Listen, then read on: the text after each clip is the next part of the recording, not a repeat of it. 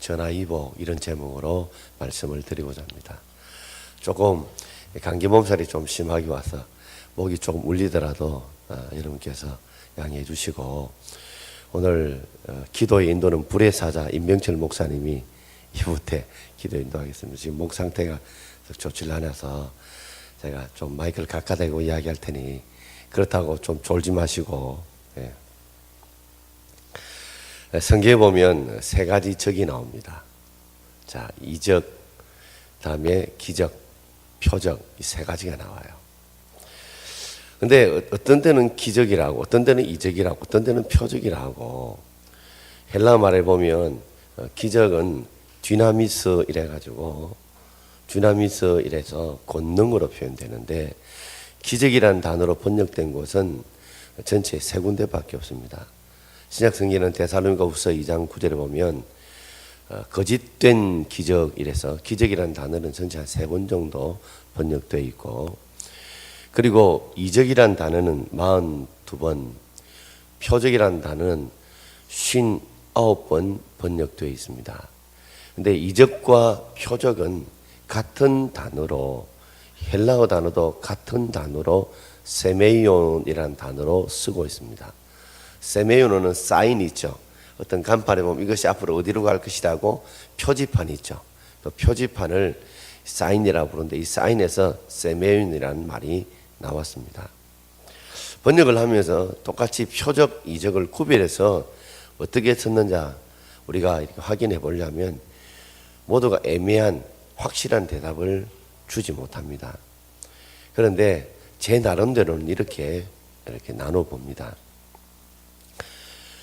기적이나 이적이나 한글 사전에는 똑같은 말로 나와요. 불가능한 일들이 이루어지는 것. 그러나 성경에서 왜 기적이라는 단어를 한 3번밖에 쓰지 않고 그 다음에 이적이라는 단어, 똑같은 단어를 42번, 그리고 표적이라는 단어를 59번을 썼을까? 성경의 그 흐름을 가만히 살펴보면 기적이라는 말은 한마디로 불가능한 일들이 우연하게 일어났을 때 이것을 우리는 기적이라고 씁니다. 그럼 이적이 뭐냐? 이적은 내가 하나님 앞에 믿음으로 기도하고 하나님께 믿음으로 주님 앞에 간구했던 사실들이 하나님의 응답으로 이루어졌을 때에 그때 이적이라는 단어를 사용하고 있습니다. 쉽게 이야기하면 내가 로또 복권을 하나 샀는데 그게 2등이 당첨됐어요. 이런 것은 내가 기도하지 않고 전혀 생각지 않은데 갑작스럽게 불가항력적으로 이루어진 것을 우리는 기적이라는 단어로 사용할 수 있고, 근데 내가 지금 병 고침 받기 위해서 하나님께 간절히 기도했어요. 기도했는데 사람들이 나을 수 없는 병, 고칠 수 없다는 그 병이 기적적으로 고쳐졌을 때에 그때는 우리가 무슨 단어를 쓴다고요? 이적이라 하는 단어를 씁니다. 내가 하나님 앞에 목적을 가지고 하나님 앞에 간절히 간구할 때에 하나님께서 이루어 주실 때에 그때 우리는 그런 놀라운 일들을 그런 뭐라고요? 이적이라 이렇게 표현할 수 있습니다.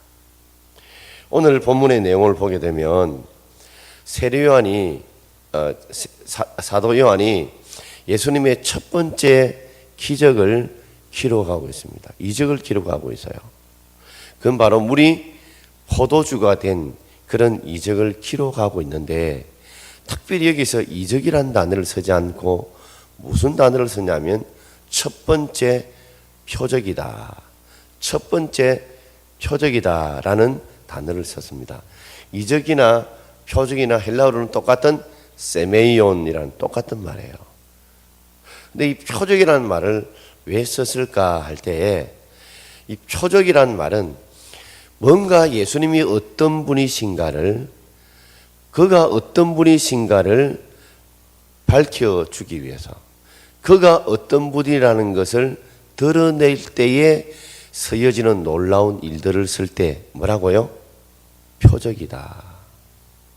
그러니까 종종 표적이라는 단어를 보면 거기에는 뭔가 목적 있는 그런 표시라는 거죠.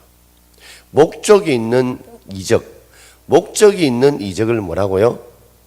표적이라 그렇게 부릅니다. 또는 표징이라 그렇게 부를 수 있습니다. 그러므로 우리가 내가 전혀 생각지도 않은데 갑자기 이루어졌다. 그는 우리는 뭐라고요? 기적. 내가 정말 하나님께 믿음으로 간절히 간구하고 매달리실 때에 하나님께서 내 기도의 응답으로 하나님 이루어 주실 때는 뭐라고요? 불가능이 이루어 줬을 때를 이적. 그리고 뭔가 이 기적을 통해서 이적을 통해서 예수님이 어떤 분인가를 어떤 분을 보여주려고 할 땐 그걸 뭐라고요? 표시 있는 목적이 있는 이적이라서 뭐라고요? 표적이라. 그러므로 여기서 물이 포도주 되었다는 것을 초점 있는 게 아니라 예수님께서 어떤 분이시냐, 예수님이 어떤 분이시냐에 이 요한복음 2장에 물이 포도주되는 이 이적의 포인트가 있다는 거죠. 핵심이 있다는 겁니다. 우리의 삶에도 살아가면서 모두가 다 물이 포도주가 되는 그런 놀라운 이적들을 체험하기를 원합니다. 그래서 오늘 전화위복이라는 제가 제목을 잡은 것도 우리 삶에 떨어지는 일들이 많습니다. 오늘 잔치집에 포도주가 떨어지듯이 우리의 삶에 살아갈 때도 떨어지는 일들이 한두 가지입니까? 아주 야구 해설가로 유명했던 하일성 씨가 얼마 전에 남에 이렇게 돈을 빌렸는데 그 3천만 원을 갖지 못해서 고소를 당한 것이 있었다는 사실을 여러분 신문을 통해서 방송을 통해서 들어본 적이 있을 줄 압니다. 수년 전에도 강남에 100억대의 빌딩을 가지고 있었는데 강남에 100억대의 빌딩을 가지고 있는데 아주 친한 사람의 꼬임에 넘어가서 몽땅 다 날려버린 거예요. 그래서 그 빚을 갚기 위해서 한 달에 지금 2천만 원 정도를 벌어도 그 빚을 갚지 못해서 남의 돈을 3천만 원 빌렸던 것 때문에 고소를 당한 겁니다. 사람이 살아가다 보면 이런 정말 100억 같으면 여러분 어마어마하잖아요. 그런 그가 한순간에 그죠? 떨어지는 돈이 떨어져서 어려움을 겪을 때가 있다는 거예요. 건강이 아주 좋은 분도 어느 날 건강이 떨어져서 큰 위기에 겪는 분도 계시고 또 어떤 때는 생각지 못하는 어떤 일들, 관계들 이런 문제들이 터져서 내게 떨어지는 문제가 생겨요. 그런데 단지 물이 떨어진데 불구하고 더 좋은 포도주로 만나게 이 삶이 변화되고 바뀌어진다면 이거는 정말 전화위복이죠. 화가 오히려 복이 된 일이라는 겁니다.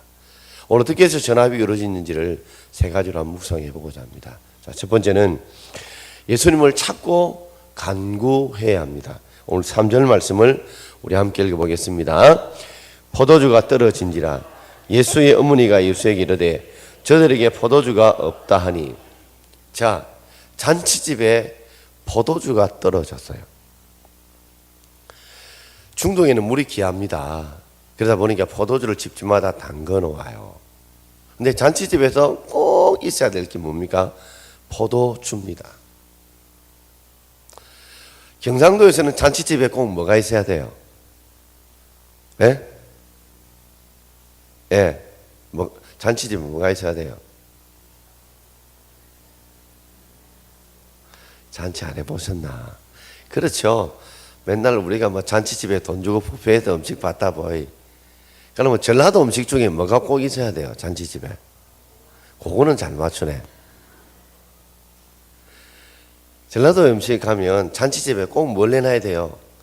홍어는 꼭 내놔야 돼요. 진짜 제가 경상도 먹는 홍어하고 제가 강주 집회 갈 때 강주 먹는 홍어는 다르더라고요. 톡 쏘는 게 달라요. 코가 막힐 때 먹으면 그냥 뻥 뚫히는데 전라분들은 그게 뭐 그렇게 좋다고, 그죠? 그저 화장실에 나오는 냄새 같은 것이 뭐 좋다고 그걸 그 비싼 걸 먹는 거예요. 그런데 그 맛을 알기 때문에 먹잖아요. 그래서 잔치집에 꼭 홍어를 내놓듯이 이 중동 지방에서는 결혼식에는 뭐가 빠지면 안 됩니까? 포도주가 빠지면 안 돼요. 자, 그런데 가장 중요한 음식이 빠졌어요. 여러분 종종 결혼식 뷔페집에 가면 가장 맛있는 것이 딱 떨어지면요 화가 나잖아요. 그잖아요. 별 볼 음식은 많이 남아 있는데 별 볼 있는 음식이 떨어질 때, 수요일 날 우리 노예 임원회 목사님들이 이제 뷔페에 가게 됐습니다. 뷔페에 가게 됐는데 그 중에 이 과자 중에 좀 비싼 과자가 있어요. 이름이 갑자기 생각 안 나네요. 이태리 음식인데 중간에 이렇게 크림 들어가는 거. 왜요? 예? 예? 한 사람만 얘기해. 뭐라고요? 마파로니. 예? 한 사람만 이야기하라니까. 마카로니. 그래, 한 사람만 이야기하라니까. 여러 명을 울리기가 못 듣잖아요.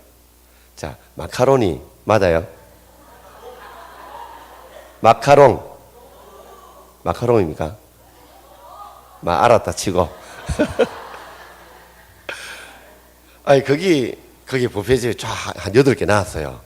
내가 거기 이름이 굉장히 맛있는 줄 알고 조금 있다가 돌아오면 내가 먹어야 된다고 생각했는데, 내가 좀 이따 먹어야 싶은데 이 여자가 8개나 7개 들고 가버린 거야. 그래서 내가 안 되겠다 싶어서 내가 하나를 들었어요. 그래서 내가 같이 식사를 하는 집에 이거 굉장히 귀하고 맛있는 것이다, 저 뒤에 돌아가면 있을 것이다 해서 갔더니 없어요. 제가 그게 식사를 1시간 반쯤 했거든요. 끝까지 놔두지 않았어요. 그 8개가 처음과 끝이었는 거예요. 그래서 내가 생각이, 이것이 비싼 줄 어떻게 알고 7개나 여자가 무더기를 들고 가는 거야.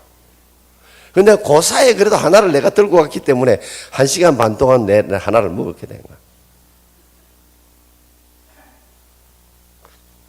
종종 귀한 것이 빨리 떨어질 때가 있습니다.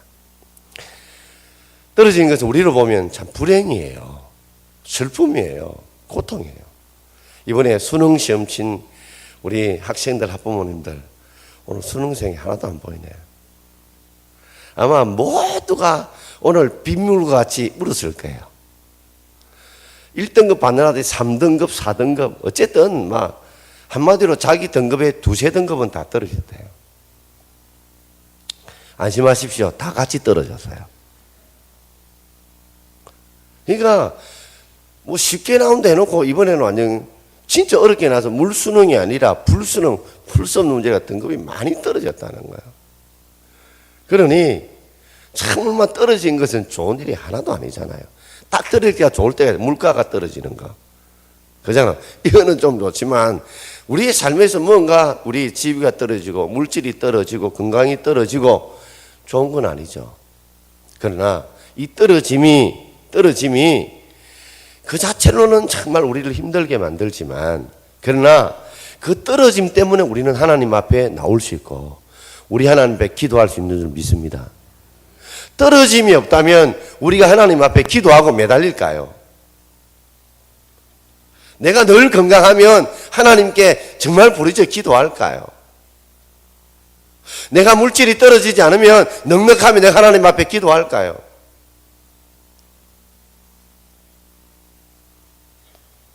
나의 자녀 문제나 어느 삶의 문제가 비틀리고 떨어지지 않으면 내가 하나님 앞에 매달려 기도할까요? 그렇게 기도하는 사람 최고입니다. 근데 기도해도 간절하게 기도하지는 않더라고요. 살짝 깊이 눈물을 흘리며 매달리며 기도하지 않더라고요. 여러분, 한번 여러분이 기도하면서, 내가 오랫동안 기도하면서 내가 정말 눈물을 흘리며 기도한 적이 몇 번 있으시나요? 내가 하나님 앞에 정말 눈물을 쏟으면서 기도한 적이 내 삶의 올해 안에 몇 번 있었냐는 것입니다. 우리 삶의 어느 삶에 떨어지긴 떨어지지만 죽을 만큼은 떨어지지 않았으니, 사방의 에워싼만큼 떨어지지 않았으니, 우리가 어쩌면 그렇게 눈물을 흘리며 매달려 기도하지 못할 때가 바로 그 떨어짐이 극심하지 않았기 때문에 더 매달리지 않았는지. 그래도 뭔가 좀 떨어지기 때문에 우린 여기서 그래도 기도하러 나와요. 자, 떨어짐이 예수님께 나오고 예수님께 기도할 때 그것이 떨어짐이 오히려 풍성한 은혜와 회복의 축복의 길이 될 수 있다는 거죠. 자, 그럴 때 예수님의 어머니가 떨어졌다는 소식을 알고 연회장 주인에게 찾아가지 않고 자신의 아들에게 찾아가서 이렇게 말씀합니다. 자, 4절 같이 읽겠습니다. 예수께서 이르시되 여자여 나와 무슨 상관이 있나이까.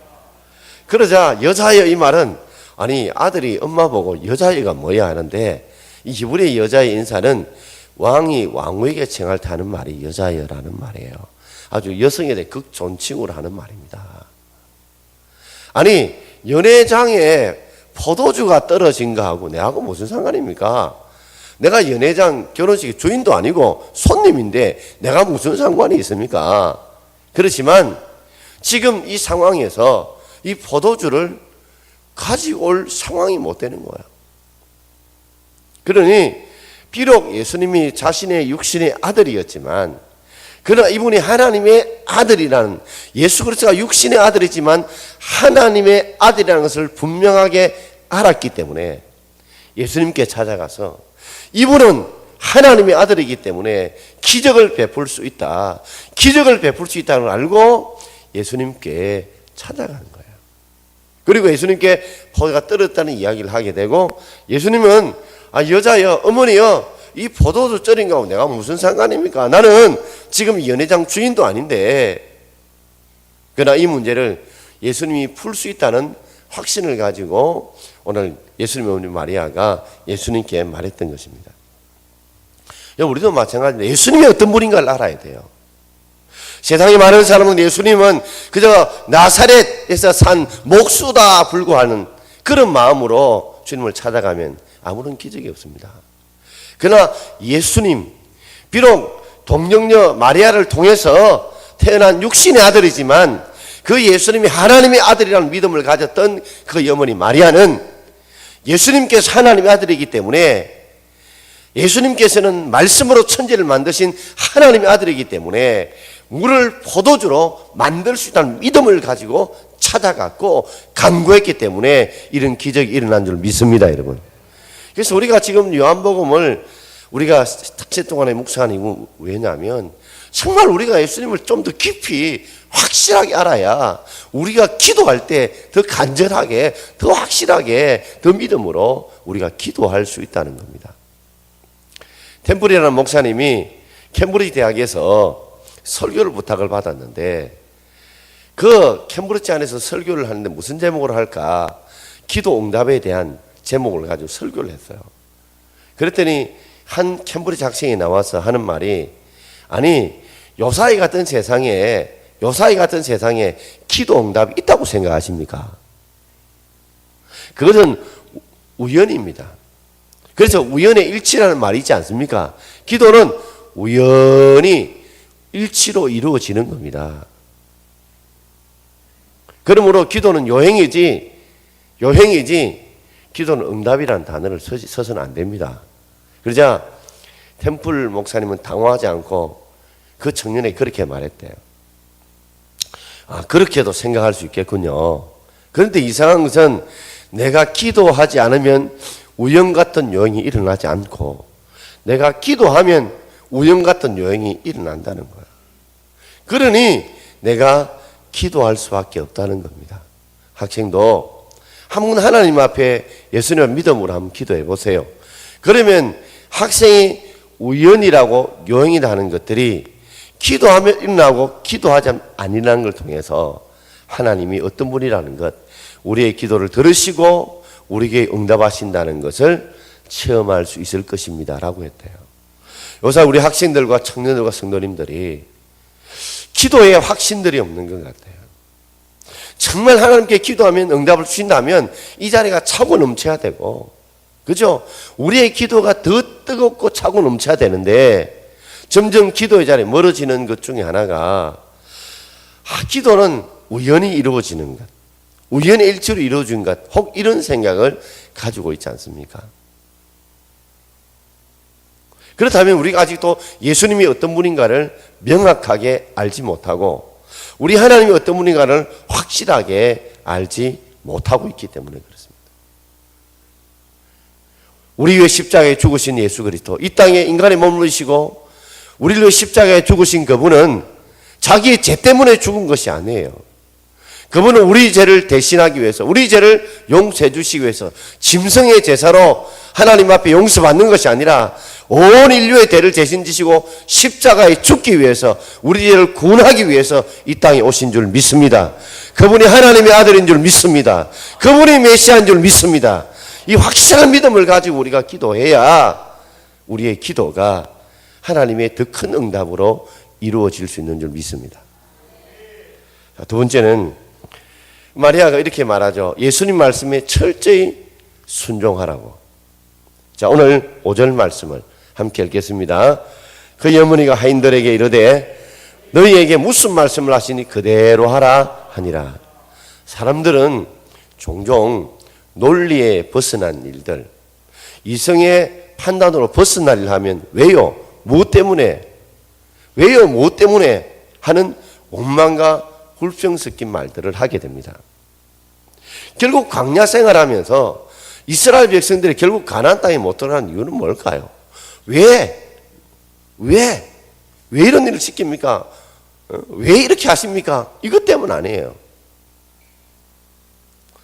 우리가 종종 살아가다 보면 정말 이해하기 힘든 일들이 우리 속에 참 많이 있습니다.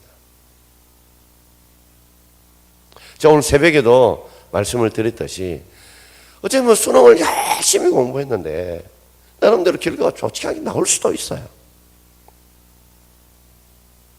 우리가 잘한 것은 하나님께서 우리에게 복을 주시다 생각하시고, 내가 열심히 해도 잘못되는 경우가 혹 있다면 하나님이 나를 또 다른 길로 인도해 가시기 위한 하나님의 무슨 계획이 있다고 여러분 받아들일 수 있기를 바랍니다. 전 제가 정말 대학 다닐 때 병이 안 걸렸으면 저는 절대로 이 목회의 길에 들어서지 않습니다. 하나님이 나를 정말 원치 않게 쳐셨기 때문에 이 길로 올 수밖에 없도록 몰아가신 거예요. 돌아보면 그것이 원망과 불평거리였지만 돌아보니 그것이 뭐요? 하나님이 예비하신 길이라는 거죠. 돌아보면 그때는 불평과 원망이었는데 돌아보니 합력해서 하나님 뭐요? 선을 이루신 계획이었다는 겁니다. 그래서 하나님께서 여리고성을 돌 때 하나님이 당구신 게 하나 있어요. 뭐요? 모든 백성들은 뭐요? 입을 다물라는 거예요. 입을 다물라. 입을 다물으라는 거죠. 왜요? 성을 돌 때 얼마나 두려웠겠어요. 얼마나 무서웠겠어요. 왜요? 그 여리고성이 좀 높은 데 있는데 그 밑에서 돌다 보면 누가 거기서 돌 던져버리고, 그죠? 불화살 쏘아버리고 뜨거운 물 부어버리고, 그죠? 불을 질러버리면 그 밑에 있는 백성들은 한순간에 다 도망가거나 흩어지거나 난리법석이 날 게 틀림이 없어요. 그런데 그 밑을 아무 무장 없이 백성이 하루에 한 번씩, 그리고 마지막 6번 돈다는 게 얼마나 마음에 두렵고 무서웠겠어요. 그러니까 무섭다 이러면 무섭다 하는 이 말들이 순식간에 퍼져갈 것이고, 그러면 제대로 돌았겠습니까? 못 돌았을 것입니다. 그래서 하나님은 이 광야에서 실패했던 것들이 입을 놀리는 것 때문에, 입을 버리는 것 때문에 문제가 있는 줄 아시고, 여리고 동을 돌 때는 뭐요? 입을 다물게 하셨어요. 입을 다물게 하셨어요. 자, 지금도 마찬가지예요. 마리아는 뭔가를 알았어요. 예수님께서 놀라운 기적을 베풀 때에 자꾸만 인간의 판단으로 가로막지 마라. 인간의 판단으로 판단하지 마라. 그렇게 하면 기적이 일어나지 않는다. 이적이 일어나지 않는 걸 아시고 하인들의 입을 단수시키자. 무슨 일을 시키든지 무슨 말씀을 하든지 그대로 하라.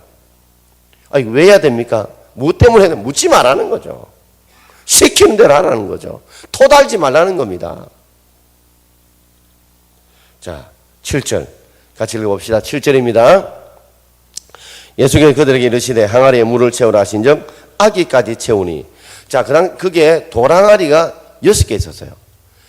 돌항아리가 있어요. 두세 통 물을 부는 돌항아리가 6개 있었는데, 이 돌항아리는 식사할 때 손을 씻고, 그리고 밖에 갔다 오면 발을 씻는 물로서 사용됩니다. 도랑아리 하나에 두세 통이 들어간다니까 약 리터로 따지면 77리터부터 115리터 정도 들어간대요. 좀 더 쉽게 말하자면 1.5리터 우리 물 패트 있죠. 그걸 50개 내지 70개를 부으면 된다 이 생각하면 됩니다. 자, 그런 항아리가 6개가 있다는 거죠. 그래서 주님께서 거기에다 물을 부으라고 그래요.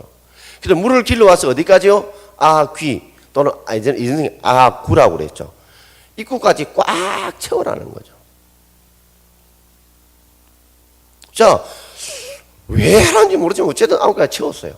그 이유 중에 하나가 아구까지 딱 채우면 이게 물인지 포도인지 확실히 눈에 보여요, 안 보여요?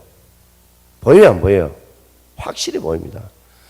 분명히 아구까지 채우면 이 포도주 같은 붉은색이 뜰끼고 물 같으면요, 그죠? 흰색을 띨 거 아니에요. 이해가 안 되시나요? 이 아구가 지금 밑에가 이 통일색이 안 보이잖아요. 그렇지만은 외놓은 아구까지 꽉 채우면 이게 물인지 포도주인지 보면 알잖아요.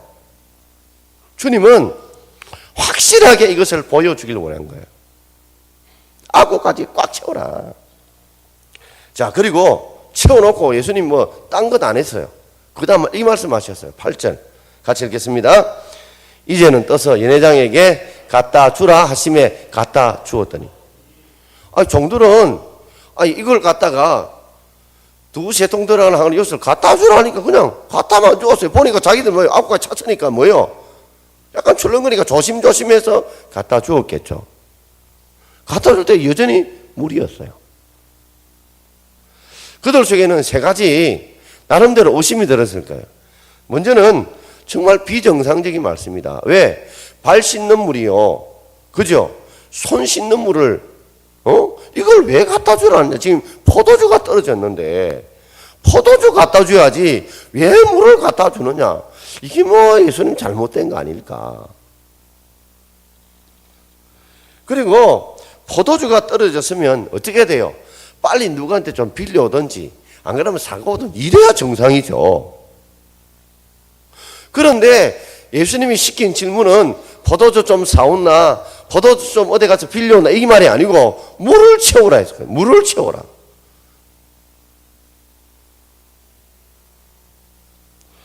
더더욱더 믿을 수 없는 것은 분명히 자기 눈으로 보니까 뭐예요? 이게 물이에요, 물. 이게 물을 왜 갖다 주지 않냐? 그러니까 의심이 참 많았겠죠. 아니, 지금 포도주가 떨어졌는데 이 물을 갖다가 이 발 씻을 물, 손 씻을 물 왜 갖다 줘야 되는지. 아니, 포도주 없다면 어디 가서 포도주를 빌리든지 사오든지 해야 되는데 왜 물을 갖다 주라는지. 아니, 지금 보니까 물인데 이 왜 물을 갖다 주라는지 이해가 안 됐을 거예요. 그런데도 이미 마리아는 하인들에게 입을 당부를 시켜놨어요. 무엇이든지 시키는 대로 하라. 무엇이든지 시키는 대로 하라. 그 말이 손에 갖다 주었어요. 갖다 주었더니, 자, 9절 함께 읽겠습니다. 연회장은 물로 된 포도주를 맛보고는 어디서 났는지 알지 못하되 물 떠온 하인들은 알더라. 뭐 떠온 하인들? 뭐 떠온 하인들? 물 떠온 하인들은 알더라.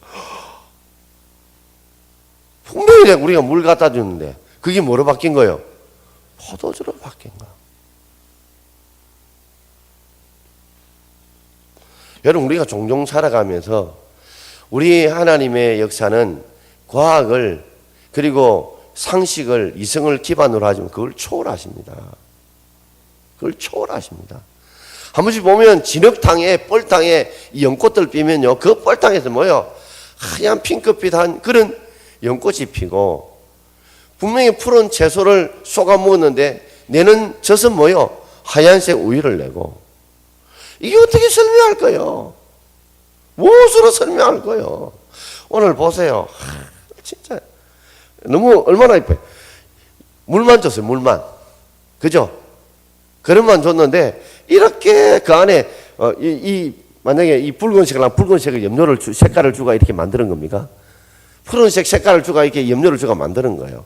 물만 줬는데. 그죠? 물만 줬는데. 알아가지고 하얀 꽃, 뭐 보라색 카네이션 이런 막 아름다운 이런 열매들, 꽃들이 만들어진 거 신기 안 합니까, 여러분? 내만 신기합니까? 나는 볼 때마다 하나님이 그 씨 안에 무슨 걸 집어넣었길래, 어떤 모양을 집어넣었기에 이 쪼매난 씨 안에 이런 모양으로 피도록 만들어놨냐는 거죠. 요사이 좀 유식하게 말하면 어떤 DNA를 심어놨는지, 어떤 이 쪼매난 데 DNA를 심어 이렇게 피느냐는 거죠.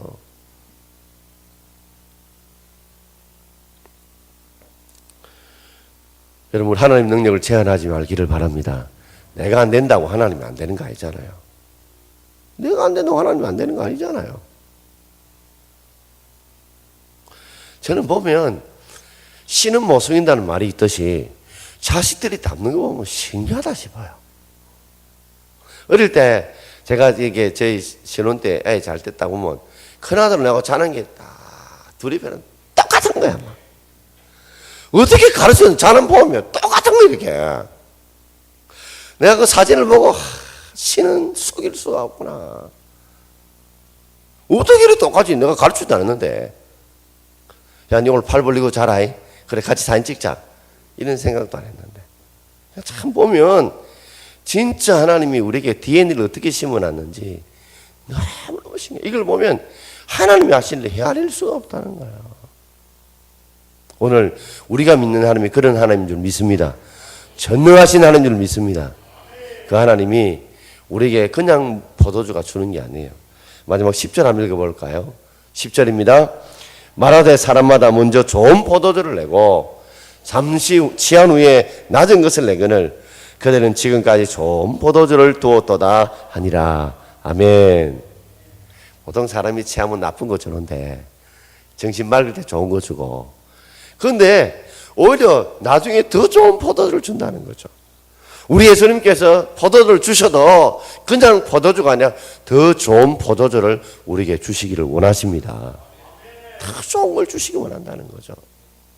그래서 오늘 우리가 다시 한 번 더 우리의 삶을 돌아보면서 주님 앞에 떨어진 문제가, 우리의 물질이나 성적이나 모든 떨어진 문제가 그것이 화만되는 것이 아니라 그게 정말 예수님이 어떤 분인 거 알고 그분의 삶 속에 들어가서 그분을 찾고 그분을 부르짖을 때에, 그분이 인도하신 대로 순종해 나갈 때에, 말씀대로 시킨 대로 순종해 나갈 때에 우리 하나님은 우리 삶에 놀라운 은혜와 기적을 베풀어 주실 줄 믿습니다. 우리가 생각하면 더 좋은 포도주를 주신다는 거죠. 영동농장이라고 하는 농장에 김영복 회장이라는 분이 계십니다. 예수를 잘 믿는 분이신데 이분이 이전에 사업을 하다가 쫄딱 망했어요. 그래서 고향 강진에 가서 양식하다가 또 쫄딱 망했어요. 술 먹고 미친 사람처럼 다니다가 인생을 좌절하다가 예수님을 믿으라는 것을 믿고 예수를 믿는 예수장이가 됐어요. 그때 그가 결심한 게 있어요. 이제는 내 고집대로, 내 오기대로, 내 방식대로 살지 않고 하나님께서 이끄신 대로 살겠다. 그런 다짐을 가지고 예수를 믿게 되었어요. 그리고 그가 1979년도에 사우디에 너무 어려워서 이제 노동자로 그게 가게 되었어요. 그래서 노동일을 하다 가만히 보니까 이 한국 노동자가 사우디 그때 70년대, 80년대 얼마나 많이 갔습니까? 근데 한국 사람은 꼭 뭘 먹어야 돼요? 에? 김치를 먹어야 되는데, 밥하고 김치를 먹어야 돼. 이 김치를 먹고 싶은데 그 사우디에 김치를 만들 수 있는 배추는 뭐가 없는 거예요. 이 자기가 기도했대. 하나님, 나 이전에 시골에 살아서 농사 좀 아는데 내가 정말 이 배추나 김치를 좀 이거 담그면 이들에게 대박을 칠 것 같다는 거죠. 왜냐하면 한국에서 또 다른 데서 배추나 김치를 가져오려면 얼마나 힘들어요. 근데 그 마음속에 하나님이 자꾸만 감동을 주시대요. 사람은 할 수 없지만 하나님은 하실 수 있다. 그러므로 하나님께 맡기고 기도하고 순종해라. 그래서 수차례 실패를 하는 가운데 그 사막 가운데 배추와 무를 재배하게 된 거예요. 여러분께서 안 믿으시는데 사실입니다, 이게. 그리고 사우디에 그 대단한 이 지주들이 수십만 평의 땅을 줬어요. 그 농장을 4개인가 하게 되었어요. 그가 14년 동안 이 사우디에서 이게 이 무와 채소 같은 걸 만들어 가지고 팔았는데 돈을 얼마나 벌었더니 강진의 간척지 70만 평을 샀다는 거예요. 70만 평이 얼마나 큰지 아십니까, 여러분? 땅 100평만 가져도 70만 평의 강척지를 타고 하나님께 이 자기 은혜의 고마움으로 장학재단을 지금까지 만들고 그때 사놓았던 강남의 땅들이 지금 어마어마한 부가 되어서 나이가 81살인데 지금도 자신이 가지고 있는 가지고 하나님께 베풀고 섬기면서 하시는 말씀이 정말 예수님 시킨 대로 내 마음이 감동되어 했을 때에 아무도 할 수 없는 일을 하게 되었고 그가 이 사우디에서 얼마나 돈을 많이 벌었든지 당시에 이 사우디에서 중동에서 외화 송금 개인 1위를 몇 차례 했다는 거예요. 그만큼 개인이 돈을 많이 벌었다는 거예요. 그리고 녹색혁명의 기술하고 사우디 훈장도 받았고 이 사람이 이 한국에 돌아서 이 그 산업 훈장도 받을 정도로 큰 복을 받았다는 거죠. 우리의 삶에 돌아보면 야 이게 남들이 안 된다고 생각하지 마시고 우리가 물이 포도주 재는 것 이거는 인간의 과학으로 설명할 수 없어요. 그러나 우리 하나님에서는 불가능도 가능하게 될 줄 믿습니다. 오늘 떨어짐이 단순히 우리의 불행이 아니라 예수를 찾아가고 예수님이 어떤 분을 알고 매달려 나갈 때에 그분이 시킨 대로 순종해 나갈 때에 그때 하나님께서 우리에게 물이 퍼져지는 기적들을 여러분의 삶에 가정 속에 자녀 속에 내 삶 속에 이루어지기를 주의 이름으로 축원드립니다. 자, 시간 기도하겠습니다.